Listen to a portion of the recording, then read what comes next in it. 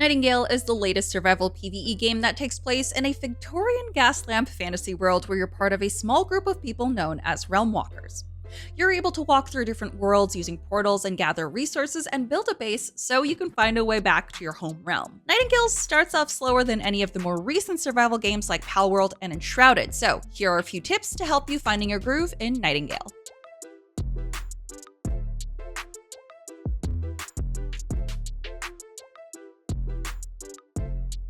Don't make the same mistake that I did and build your base in the first open clearing you find. The best way to utilize your base realm is to locate the portal on your map and create a base next to it for easy access. Once you start realm walking, you'll return to your base quite often to drop off materials and craft more things.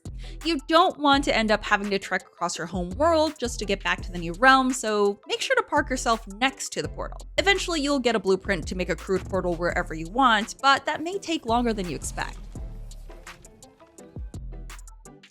If you're anything like me, you'll want to farm resources and stock up as fast as possible. Unfortunately, your carrying capacity is pretty low at the start. The best way to get around walking at a dead pace is to make sure you build your base's respite point indoors next to your workstation and storage. Doing this allows you to teleport from wherever you are to your base and saves a lot of trouble of having to walk around your space to offload materials. It'll save you a lot of headache and time, and it'll keep you farming for a long time. You'll end up getting a lot of cooking materials from animals and plants. Cook your food as often as possible since none of it spoils. You'll always want to keep a bundle of meat or salad in your offhand so you can easily restore your stamina. Different foods will give you varying amounts of health and stamina, so be sure to eat a combination of things so you get the maxed out benefits. Along with eating foods, you'll also want to make sure you're short or long resting as often as possible. The bedroll recipe only calls for 6 sticks and 6 plant fibers, so don't be afraid to pop down a bedroll out in the open or under a small shelter if you need it. Resting restores your stamina and buffs both your stamina and health regen rate, so don't ignore the need to rest in this survival world.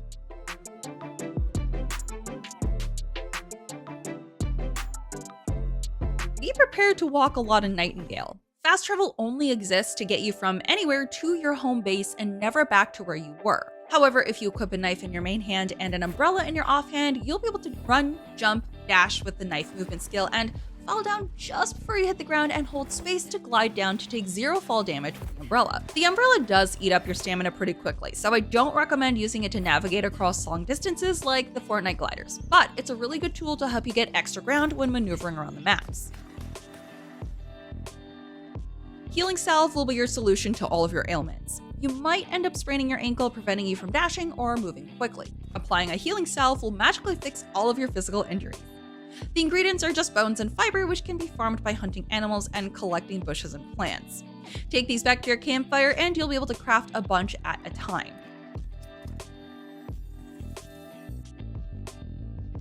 Finding the first essence trader in your home realm means also finding your first survivor. They open up the path to you being able to recruit NPCs to follow that can help farm resources and, most importantly, take the heavy stuff off your back, so you can continue to run around longer before having to go back to your base to drop things off. You can swap out NPCs whenever you come across survivors in different realms, but you should make sure to take their gear out of their inventory first so you always keep upgrading gear on them to better defend you in fights. You can choose what weapons or tools the NPCs carry and equip, and they can also resurrect you if you get downed, which is a huge bonus.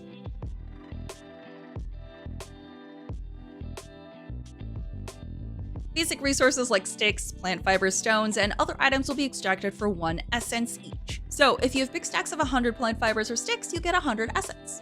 It's a quick way to get easy currency at the beginning of the game when you need it to unlock multiple things from traders.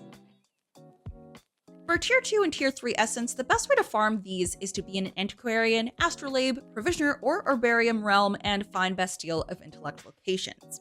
Then purposely get some of the puzzle cores wrong by not selecting the cores in order, and spawn lots of enemies that you can kill that potentially drop more Essence. If you're feeling overwhelmed by the level of enemies in that realm, you can also just mine ores in those specific realms to spawn drops of Tier 2 and Tier 3 Essence.